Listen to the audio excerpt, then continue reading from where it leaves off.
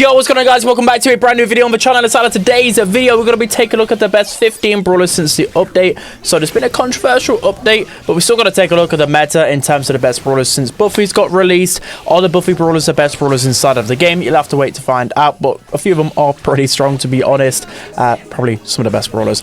Anyway, don't want to ruin it too much, but yeah, I'm going to be going through my kind of 15 to top 6, and then once we get to top 5, I'll actually be putting it in order. But just because there's a lot of like changes with health buffs, a bunch of balance changes, buffies, it's pretty hard to just put them in absolute order right now. But I will be doing a tier list in a couple of days' time where you will see a just properly in order, if that makes sense. Right, so let's jump in with Meeple then. So Meeple received a nerf to their hypercharge rate, I believe, which will make it take, I think, 3 or 2 extra shots to get hypercharge, but that's not really going to do anything to Meeple, to be honest. The biggest changes maybe to how well Meeple does in the meta is maybe the meta around, especially with a lot of brawlers receiving health buffs, may have impacted Meeple a little bit, but I still think Meeple is just a safe pick in a lot of different maps and scenarios. He may not be close to the top 5 anymore, we'll have to wait and see, but I think he's easily a top 15. Otis is next in the top 15, and this is a really easy decision as well because he did receive a nerf, which makes it so he needs an extra shot maybe towards his super, which in reality you're not really going to notice too much of a difference there, because with Otis you're kind of always holding on to your super for the prime moment, especially when there's assassin close to whoever else, so you pretty much always have your super available anyways. With him, he still does a lot of damage, he's still got some good range and still very versatile, one of the best tank counters out there, and he just wasn't nerfed enough for things to change. Next up we have Ruffs. So Ruffs has gone down a little bit in this meta, or people are just kind of forgetting about him. I still think he's a pretty powerful pick inside of this meta in particular, mainly because again he didn't receive any nerfs, I don't believe, and he's still super easy to hit shots with, super easy to break open the map with, hypercharges, etc. And you can play Ruffs in a lot of different scenarios. Super versatile brawler. I still believe he's easily top 15. Next up we have Kaze. So again, a lot of like assassins are struggling a little bit more in this meta because so many more brawlers are tankier, hence making it harder for assassins to get that kill, finish off the kill, etc. I'm still finding Kaze to be a pretty versatile option inside of the meta. I believe she didn't receive a nerf last update. There is a little bit of a bug with her health though, where she doesn't get the health buff in her other form, if that makes sense. But with Kaze, I still think she's super versatile. Still think the pros are going a lot of Kaze, but she's just not as powerful as before. Next on the top 15 we have Finks. So Finks has always been a super underrated brawler. He's still easily one of the best picks inside of Hot Zone, if not the best. Even with the meta changing around him, he still provides so much value. The good thing about Finks as well, when in the pros' hands, he can be such a strong asset. You think of like Saitampo or Tensai on this brawler inside of World Finals, just extra movement speed and that broken super, it just always makes him a valuable pick, whether it's gem grab, hot zone, a few other options as well. Super underrated. Next up in the top 15 we have Byron. So again, Byron didn't receive any nerfs, I believe. If anything, he got a health buff, which is going to help him inside of the meta.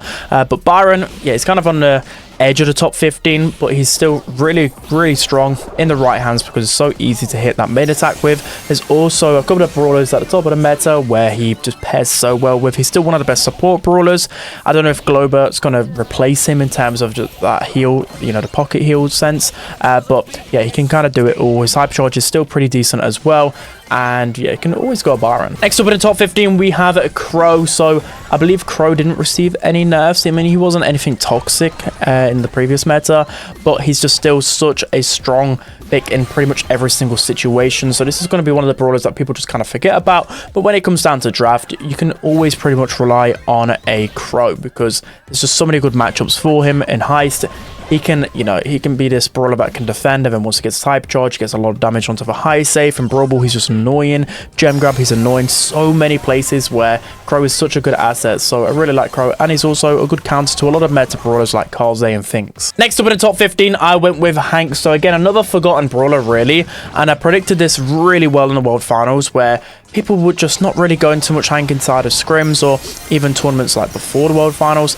And then he just proved to be like a top 5 brawler easily. People just always forget about Hank, but when it comes down to tournament day, he's such a strong brawler because of the amount of damage he can deal for a wall. He's got a lot of health. I will say that maybe he's got a little bit worse in this meta because I think pretty much every brawler in the game, other than maybe a couple, got a health buff, and he didn't receive anything. So this is probably because he has been tanky for a long time, right? Probably doesn't need that extra bit of health. But I still think surely he has to be in the top 15 at least. I know there's a couple of counters out there to him like Ems and Frank in the top of the meta, but I still find him to be such a strong pick. Next up in the top 15, I went with Mina. So this one is an interesting one because Mina received a health nerf whilst every other brawler in the game pretty much received the health buff. So indirectly, she's got a little bit worse. Her gadget cooldowns are very, very on the high side now. So maybe people have to start using the gadget cooldown on her. But I'm still finding it to be maybe on the edge of the top 15 personally. Even though I've seen a few Matcherinos and I don't see a lot of Mina being played in them, but maybe people are underrating her a little bit, or maybe just the tank counters and the really powerful brawlers at the top of the meta kind of just that much better than her, but we'll see. Maybe she drops out the top 15. I still think she's just clinging on to it. And lastly, for the brawlers outside of the top 5, we have Jay Young. So again, another brawler that's just in and around the top 15, and he's still such a solid option. We've seen in the World Finals that he's still like one of the best picks inside of Bounty. He's still like a good in gem grab, knockout. He can just be an annoying brawler to face off against. The unload speed nerf a couple of updates ago did hurt him a bit, but he's just still super versatile, and he's such a hard kill, especially for a support brawler that can then pop into damage form and deal a lot of damage. He's just really annoying to deal with. So before we go into top 5 brawlers, I've got a few brawlers that are like honorable mentions. GG, I'm still kind of holding my reservations. I'm not seeing the pros pick GG really at all. I think she's more of like a counter pick, last pick brawler, but she does have potential, but I don't know whether she's like top 10 potential yet. Maybe pros will discover that she's actually secretly strong. We've got like Juju as well. We've got Colt with their new Buffy. I think there are some places that you can definitely go Colt, and he's an underrated assassin counter with his new gadget. You've also got Lily, but I think Lily might be suffering a bit more because of the health buff to a lot of different brawlers. And then lastly, Shelly. So now let's jump into the top 5. So now jumping into my top 5 brawlers in this meta, and this is actually funny. I mean, you might have guessed it. So I'm gonna say that in my top 5, they're all either Buffy brawlers or a new brawler that just literally got released a couple of days ago. So at number 5, we have Spike. So Spike, I think, is a very annoying brawler to face off against right now, whether it's gem grab, Brawl, or hot zone mainly. I don't know if I've ever missed out on one of the other modes. Heisty can be okay, actually. But it's mainly just because of the pure damage that he can put out now since all of the buffs. He's got 2 gadget reworks, and Curveball, I'm still yet... A lot of people are saying it's easier to dodge, especially at maximum range. But at the same time, the 2 new gadgets that he got are just so incredibly strong. And then pair that with his hypercharge again, which just seems absolutely broken. It's just the pure damage that he can put out is insane. And again, like the problem with Spike, right? I know it was always tough to go into a Spike, especially if he ran and popping pin cushions or whatever. But I still feel like you could have that narrow window to still take him down quickly. But now with the new popping pin cushions, you just get instantly deleted if you try and push into a Spike. Yeah, so I think that all of the damage buffs that he's received and whatever is just making him too strong. The hypercharge, the popping pin cushions, you know, life plan is just broken in other situations as well. Yeah, he's received too many buffs, and he's just quite clearly one of the best brawlers in the game. Now jumping into the 4th best brawler inside of the game right now, and it might be a big surprise, but I think it's Mortis. So Mortis has definitely, in terms of his playstyle, it's changed a little bit. I think he's gone into like a 1 versus 1 demon. And that's mainly because of his survival shovel gadget, which have a 10-second cooldown, by the way. This is by far the most broken thing about this kit. Let's just talk about that before I go into anything else. So 10-second cooldown, and the fact that it can deal like 3k damage with the last shot. And I think secretly the most broken thing about it is that it charges up his super. I don't know whether this is intentional. I feel like gadgets shouldn't really charge up his super. I don't know. Let me know whether it should or not, but this just definitely helps him out a lot. He can cycle through supers a lot quicker.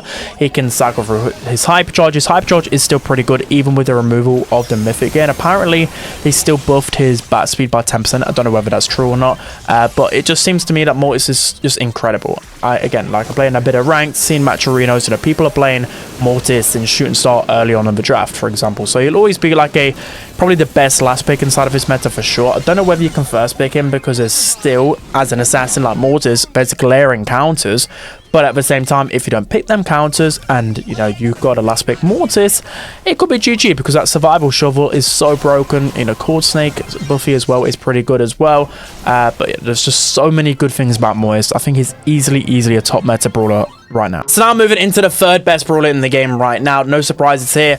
It is Frank. So again, another Buffy brawler, and boy, is Frank just completely, well, I won't say completely and utterly broken, but he's very, very strong. So with Frank, the reason why he's so good is firstly because of his irresistible attraction buffy. So not only does it have some insane range, it also has got a really strong pull and a 5-second slow.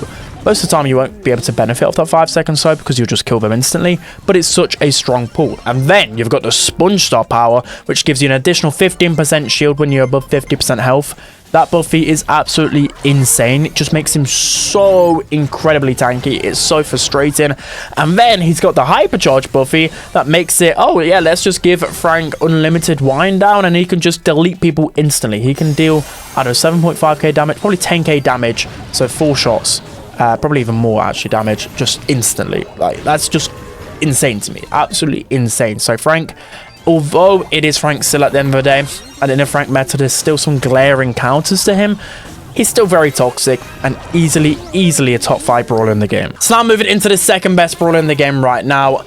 I think most people should have guessed this already. It's Ems. So Ems has gone from what, D tier, F tier in the meta for years and years. You guys will know that I've been slandering Ems for a very long time because normally the casuals overrate Ems, and yet finally she is meta, and boy is she broken. So there's a couple of reasons why. First one is her knockback gadget. Her knockback gadget got reworked, so it's just a much stronger push, and then when you have the buffy on top of that, you stun people against the wall, which is just makes Ems really unapproachable.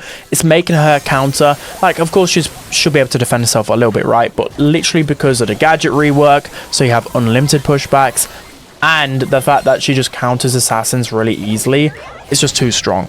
All in all, like, the range on the knockback, just so many broken things about it. And then we move on to her hype star power, and I just hate this mechanic, to be honest. I don't know why they added this with Ems. I would love for them to just completely rework it. They probably won't, because we still haven't got reworks to hypercharges like Pearl, but the hype, yeah, like being invulnerable whilst just clicking your super, it just feels a bit to me. I don't know why, because you could just cycle supers back to back, especially with this, and you add on the hype healing. There's just been so many plays where I've made with Ems where I'm just getting team wipes easily because they literally can't deal damage to me and I'm healing at the same time. It's just so broken. What can you even do about it? Yeah, there might be moments in the game where with Ems you can outrange Ems, especially with a good team, but as soon as you get within distance, she still deals a lot of damage, right? That's the pure thing with Ems. But once you get that super, you can just keep chaining it. And then if you want to get close to Ems, she's got the knockback. And then the hypercharge on top of that, that's another built-in knockback. It's just really hard to deal with Ems right now. I think just quite clearly, I mean, a lot of people are having her as the best brawler in the game, but easily top 2. So now I'm moving into the best brawler in the game, and I think it's absolutely hands down, not even a debate, Pierce is easily the best brawler in the game for me. So I did see a few people on my tweet saying, well, Pierce, a bit more of a high skill cap brawler, and I don't really think so right now. So the thought process behind Pierce, right, I think he's a really well designed brawler, and it makes sense, right? Like, you hit a shot, you get your ammo back. That seems really cool in theory, but it's just the fact that you can get your you can get shells from so many different areas of his kit, which just makes it so he has infinite ammo. Like, he legit has infinite ammo. Of course, if you miss like 3 shots in a row, then you'll have no ammo. But then you've got the first gadget, which drops you a shell, by the way, and then it also reloads you an ammo. So you're essentially getting 2 pieces of ammo. So yeah, you reload, and then you can pick up the shell. You have 2 pieces of ammo with that gadget, and there's 13-second cooldown. And then the other gadget is really good into assassins, because even if you have no shells on the ground, you can still knock them back, which is still a really good mechanic to have. The first gadget is way better, by the way. And then you've got the star power, which makes it so whenever you have your you have 1 ammo left, you can slow the enemies by 30%. Well, if you've got some decent aim and you've just kind of, you will take a little bit of getting used to with Pierce, because it's a lot different to every other brawler in the game, but just making sure that you're abusing this last shot mechanic, because not only with his star power will you slow people with your last shot, you will deal extra damage. So you've guessed it, you can like pop that last shot, you slow them, deal a lot of damage, and then you get an extra shell. You can just keep like hitting people easily because you've slowed them, so you can rack up a lot of damage. And if you miss that shot, well, you've got another gadget that can give you 2 pieces of ammo, which is just, yeah, there's so many ways to get your ammo back. And then you've got the super on top of that. And I didn't even mention, when you pick up your shell, it fires out this homing projectile, which I swear I think it has the longest range in the game pretty much. It's definitely longer than like a nanny shot, or it's not longer than a mandy, but you get what I mean. It is just insane. It can just deal so much damage through walls. It's not always going to hit people, but there's been so many instances where I'm just killing people across the map and I don't even know, like, I didn't even mean to kill them. So to me, that feels a bit wonky.